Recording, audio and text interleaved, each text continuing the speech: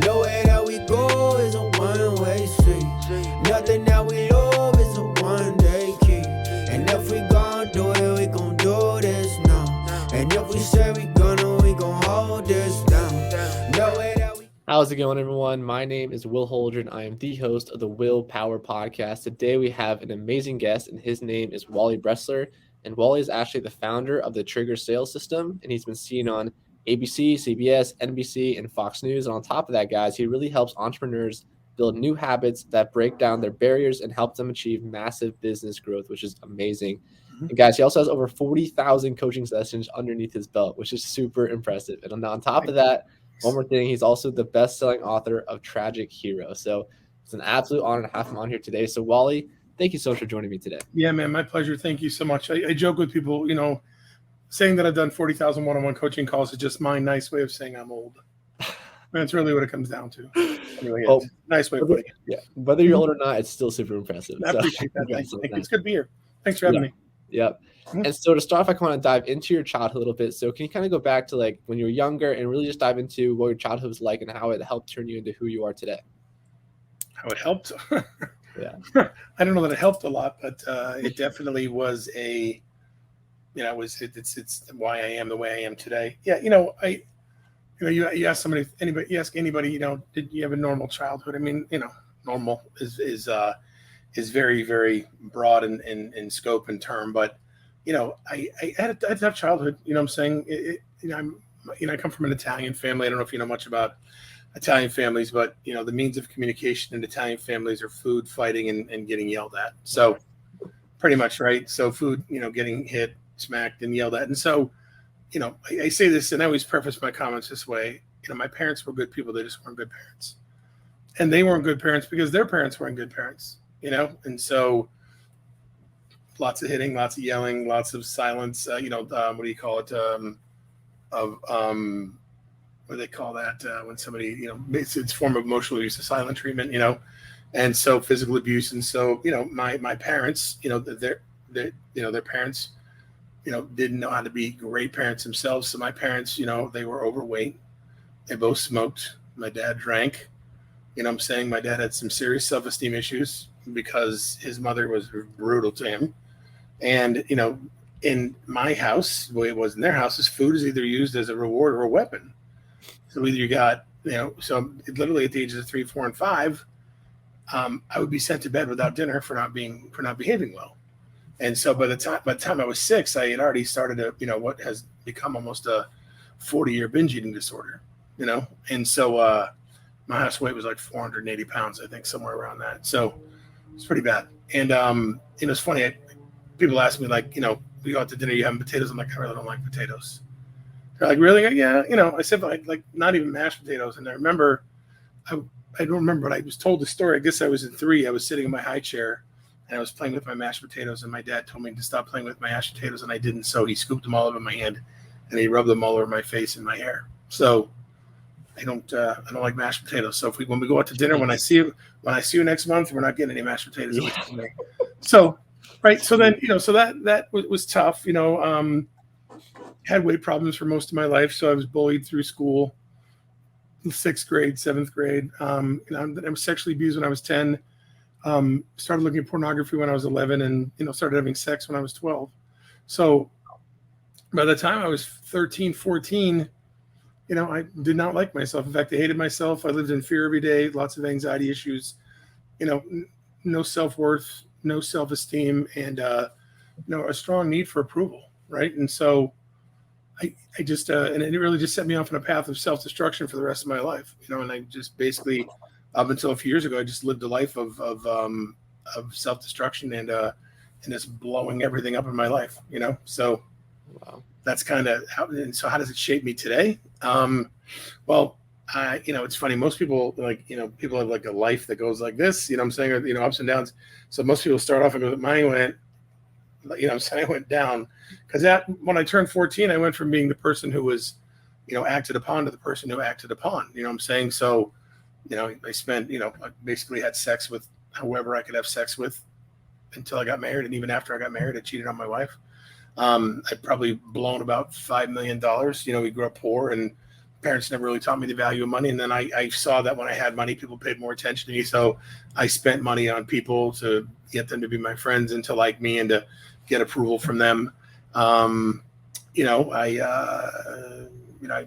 to federal prison for a year.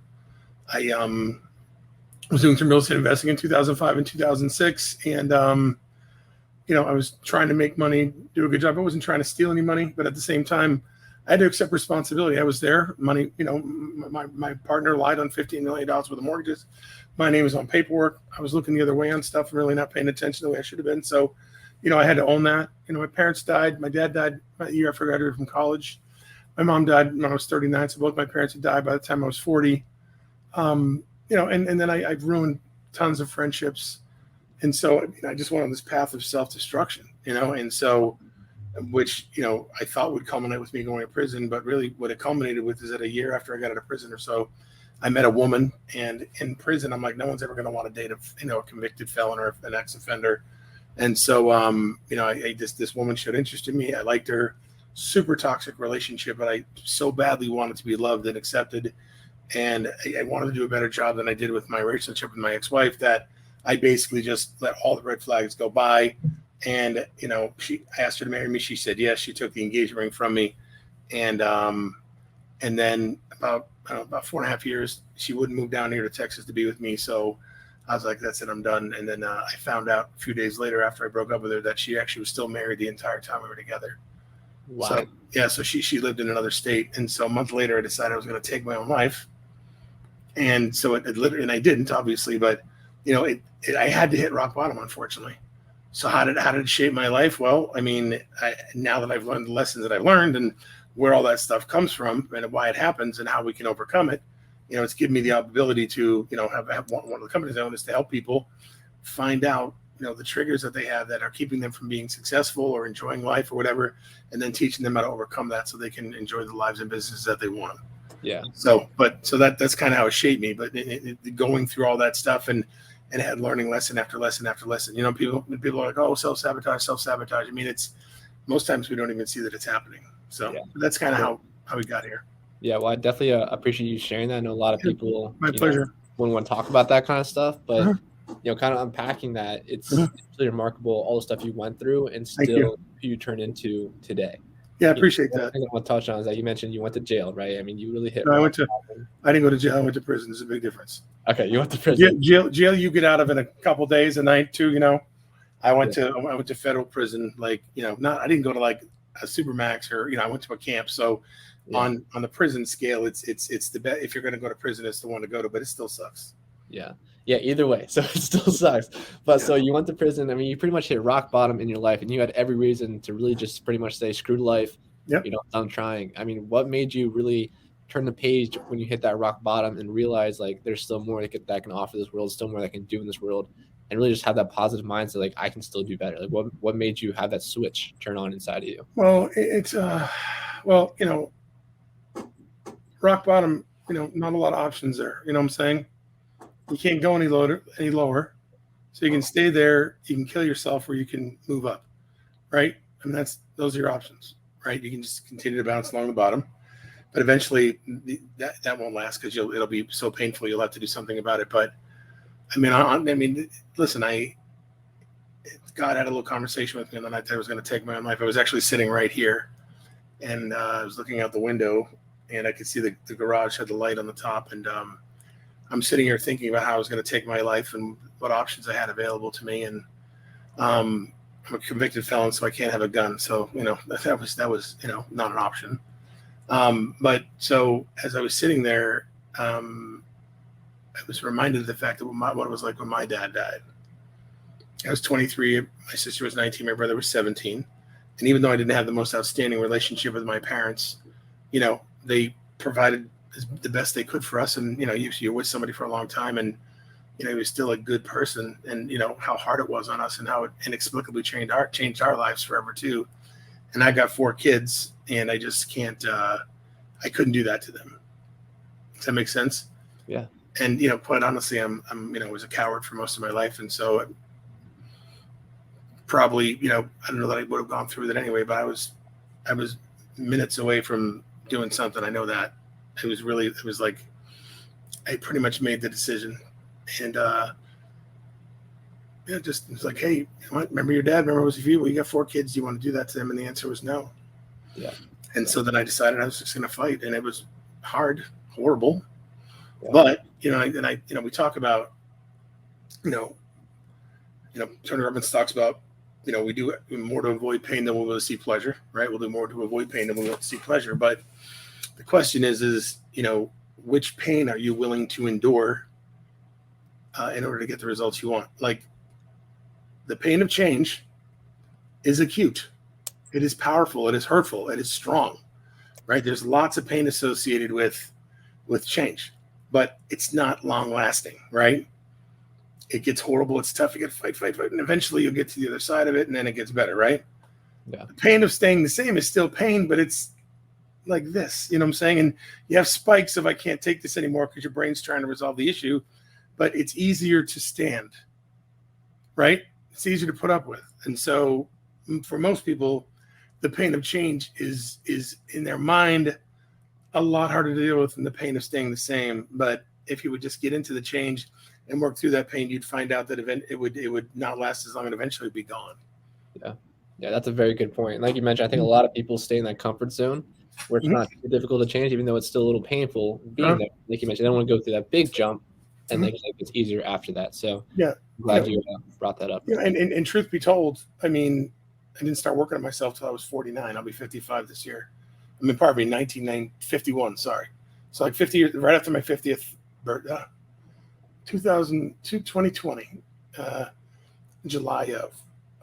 So I was almost 52, right? So 51. So I mean, it's 3 years. You know what I'm saying? It'll be 3 years, and it's been a hell of a lot of work, and it has been horrible all 3 years. But we're talking basically 45 plus years of pain, and feeling amazing now after just 2+ years. Yeah, you see what I'm saying? Yep. And I remember, if you're kind enough to get my book and read it, I talk about my therapist, my counselor, my muse, my hero, Kelly. She really got me through all this. And I remember we sat down on one of our first sessions, and she goes, "Tell me about the best day of your life." And I sat there for 10 minutes, and I looked at her and I said, "I don't have the best day of my life." She's like, "What's the happiest day?" And I'm like, "I've had 4 kids. I mean, I've had lots of great things happen to me in my life, and I couldn't think of one happy day." And so that's, for me, that's kind of what keeps me going to help people too, is that, we don't have to hit rock bottom to get the leverage we need to get the results we want. We probably have all experienced enough pain along the way, but the pain of change is so painful that, we've been avoiding pain all our life. The last thing we want to do is go, turn up the heat on the pain and make it really hurt. Right. So. Yep. Yeah, and like I said, a lot of people don't want to go through that change process. And I know that with your trigger sales system, you work with a lot of people like one-on-one, really help them overcome some difficult things in their life. So I'm just curious, when you go through that process with people, how do you really encourage people and push people to overcome that change and make the right changes in their life, the adjustments they need to make, even though, like you said, it's super difficult? It really starts with awareness, right? You kind of look at it, and usually what happens is somebody will be watching me. We'll be having this conversation, and something I will have said will have resonated with them. And, your brain remembers everything you've ever tasted, touched, smelled, heard, or seen. All 5 senses, it remembers it all. Tasted, touched, smelled, yeah. So it's in there. And, your whole life, your brain's been trying to solve issues for you. And you've been pushing it down. And it comes back up, and you push it down. And then some good things will be happening in your life. And all of a sudden, you'll take your foot off the lid of all the crap you're holding down, and it starts to squeak out again. And then your self-sabotage comes, and your brain's got a pretty specific job: keep you alive, keep you safe, and create understanding and peace and clarity. So when something is in your brain that is causing you danger emotionally, physiologically even, it's going to work as hard as it can to resolve that issue. So you can push it down, and then it'll just come back up, because eventually it's got to be dealt with. And the longer you leave it unattended to, and I'm going to answer your question, I promise, but the longer you leave it unattended to, the harder it is to deal with. And it can lead to severe anxiety, severe depression, even PTSD, and possibly suicide, right? Because the longer it goes unattended to, the harder it is to work with and the more your brain's going to want to deal with it. Okay. Yeah. So what happens is somebody hears something I say here, or they see me, or they read my book and they're like, wow, I resonate with that. So and then they come to me, and it takes some 10 to 15 minutes usually, but usually after 15 minutes, I can pretty much help somebody figure out exactly why they have call reluctance or don't want to get in front of a camera or whatever they need to do. You know what I'm saying? Yeah. Right. I mean, you're an up and comer in ACN, Impact Health, right? You're, the rising star, one of the most successful people your age in the organization, probably in its history. And, you're doing things that other people aren't going to do. Right. And so, 6 out of every 10 people in ACN don't want to pick up the phone. They've got a severe need for approval and acceptance because of something that happened when they were younger that triggered their fight or flight instinct, and most likely it's flight, right? Mm-hmm. So, what I'm saying, and so what happens is the way we get to this is, we find out that there's some pain there, and then we latch onto that pain and we go to awareness, and then we're like, okay, what caused it?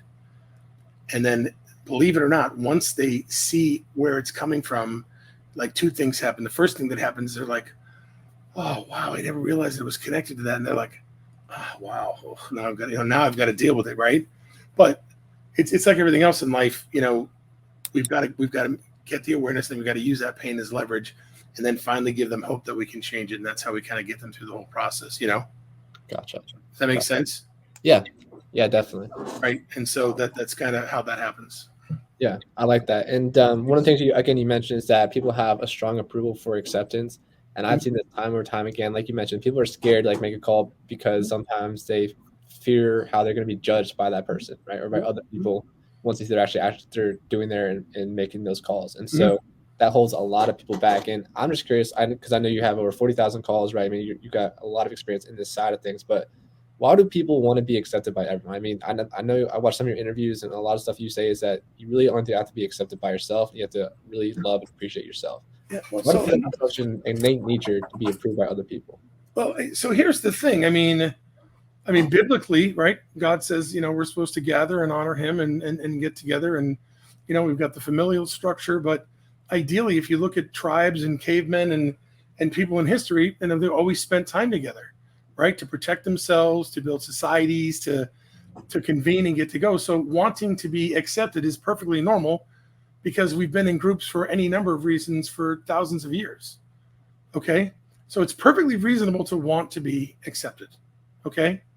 But when you start when you start having like self-esteem issues as a child and self-worth issues, and and I'm going to answer your question. I just want to tie something in here. So yeah, like if you were physically abused, sexually abused, emotionally abused, if you were bullied, if your parents fought either physically or verbally or both as when you were a kid, if they fought with you, if your parents were super strict and super mean, if your parents never fought and you never learned how to deal with confrontation, if you had alcoholic parents who were not involved, anything that created fear when you were a child, you either went into fight or flight mode. And for the people that are dealing with the stuff we're talking about, they're in flight mode, right?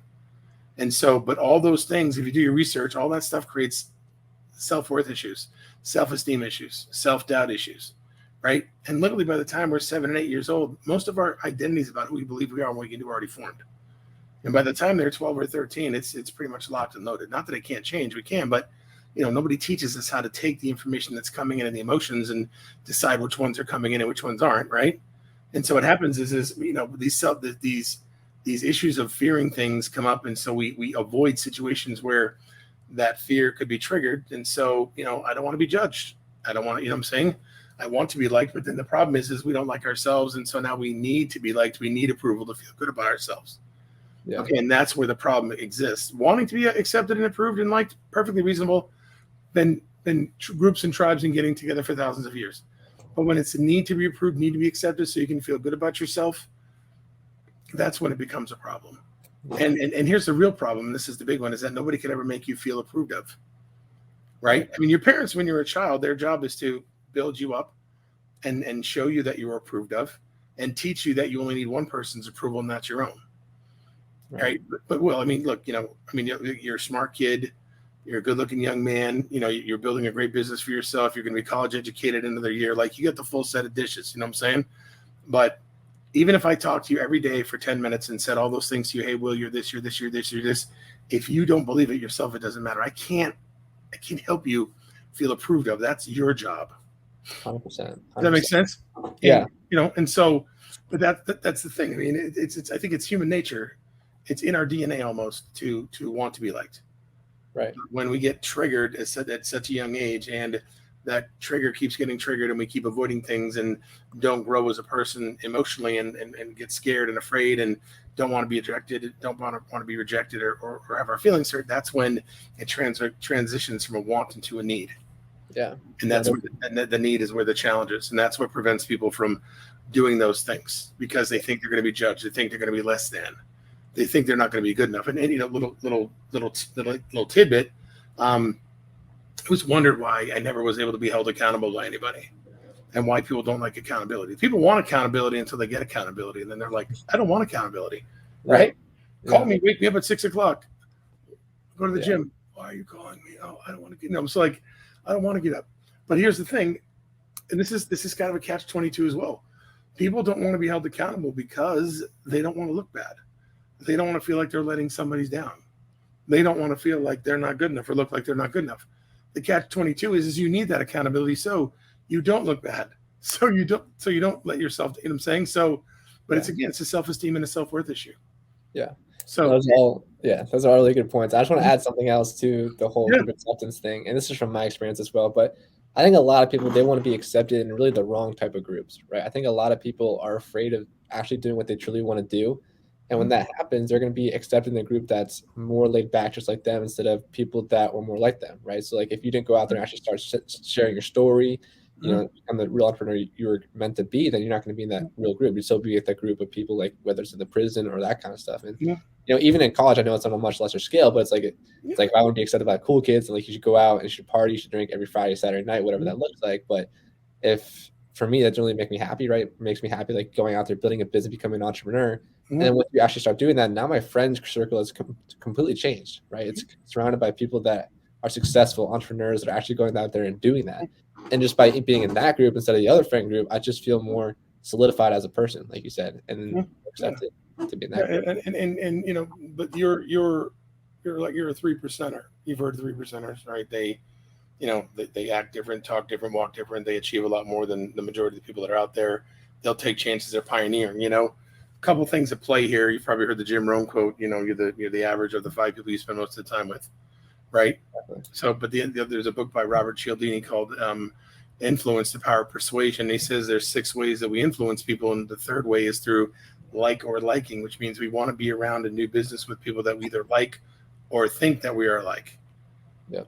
However, if you have a strong need for approval and acceptance, you know, you're going to gravitate where you can get that the easiest and in abundance. And even if it's like people who stay in relationships with toxic relationships, who have abandonment issues and need for approval and acceptance, they'd rather, and I consider myself one of those people because I did it for 4.5 years.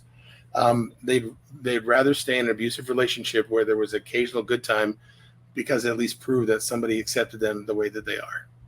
Yeah. You know, even though they really didn't. Yep. Exactly. But it takes somebody, you know, with your advanced, you know, emotional intelligence and acumen to realize that, hey, listen, I don't want to just be part of any one group. I want to be part of a group that helps me become the best version of who I am. Yeah.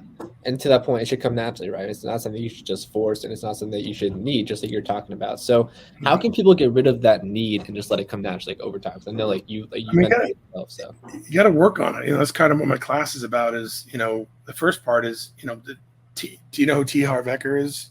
I do not. So he wrote a book. He wrote his stories first, like his whole first program was called The Millionaire Mind, and he called it TFAR: thoughts, feelings, actions, results.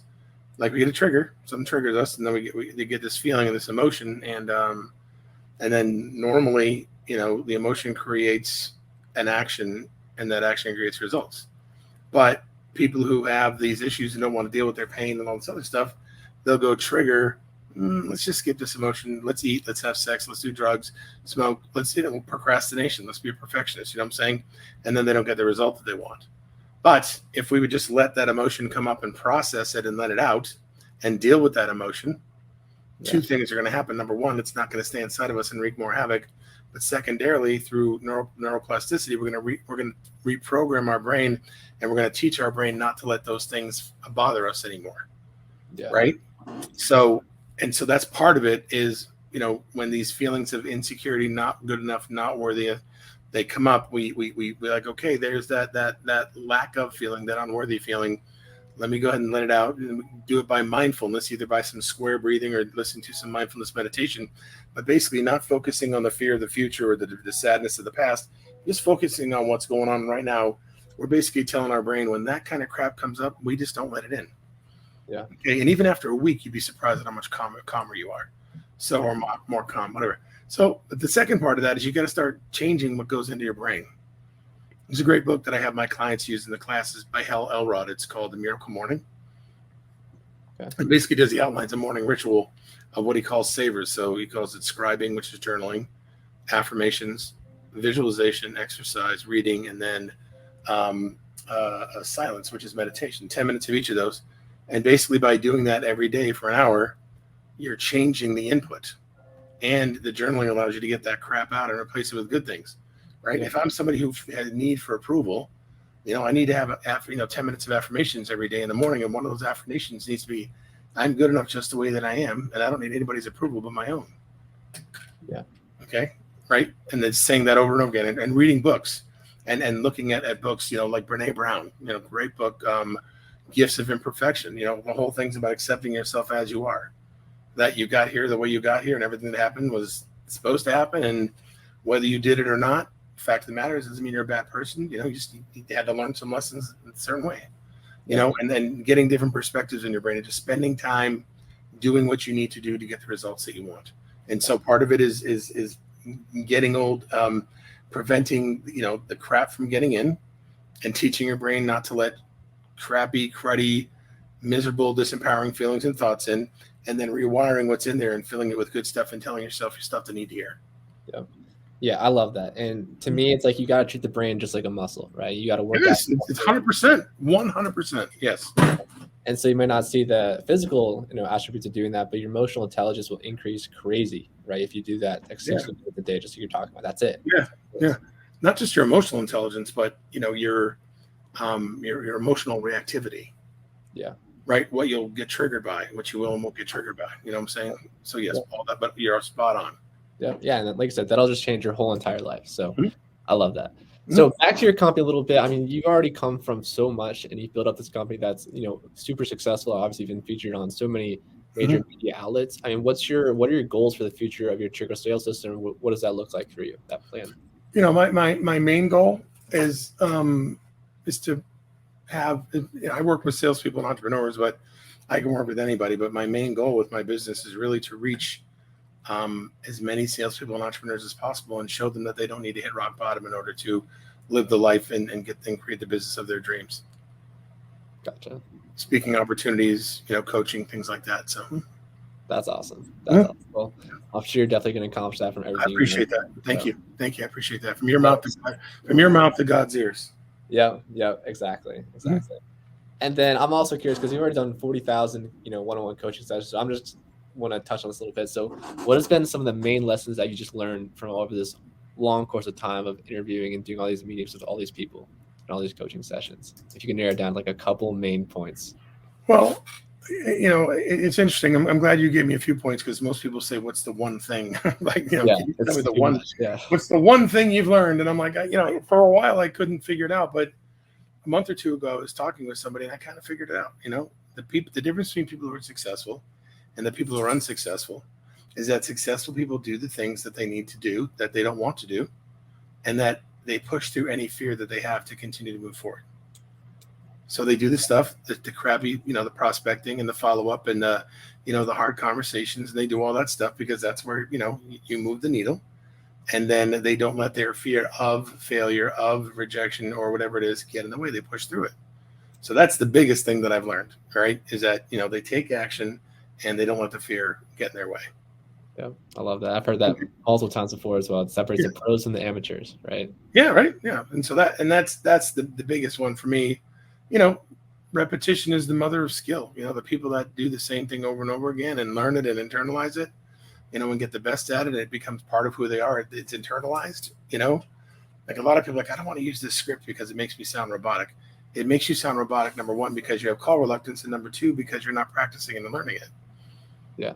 You can say the ABCs and sing them. You know what I'm saying? You can count to 10 and you can make it sound, like poetry. You know what I mean? So it's not, the scripts, because those are just scripts per se. It's how you internalize it, And I think the last thing is, you have to look at everything you're doing as a journey where you have to make adjustments along the way. I talk to a lot of people when we put a 10-year plan together for their real estate business, and they're like, what if I don't want that in 10 years?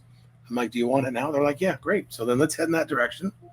And then as we keep going forward, if your taste changes, if your desire changes, if something happens, we make the change. But we at least have to start heading in a direction and doing something now. Right? Like it's, the old, they talk about when they used to plow fields back in the day in order to get straight rows to plant their vegetables or planting. They would go and tie like a red handkerchief on a tree, and then they would just focus on the red handkerchief and walk towards it so they wouldn't lose it, But along the way, rocks would come up, and other things would happen where they may have to work around, or so you're going towards that, but you might have to make adjustments along the way, and maybe after you do a row, you're like, crap, this isn't going to work. Yep. But yeah, you just got to keep the end goal in mind. So that's important. So I love our conversation today. I'm sure my audience love it as well. Appreciate you. Thank you so much for having me. Yeah, before we head off, I just want to say, if people want to read into your book, Tragic Hero, where can they find that book? Yeah, so I have a podcast and a book on Amazon. So, the podcast is other places too, but you can get access to both of those on Amazon. Awesome. All right, so Amazon it is. Yep. And then going off that as well, if people want to reach out to you and find you, how can they actually go about doing that? Yeah, great. Thanks. And, as a thank you to you and a gift to your audience, anybody who's watching today or watching when you see this, you can go to triggersalessystem.com. You can grab a half hour on my calendar, no cost. And I'll sit down with you and talk with you and help you get through anything you're having troubles with. And they can that way, or you can email me at wally@triggersalessystem.com or find me on social media. That is awesome, guys. Definitely take advantage of that. All right, everyone, there you have it. Wally Bressler, thank you so much for joining me today. Appreciate you, Will. Thanks so much. And if we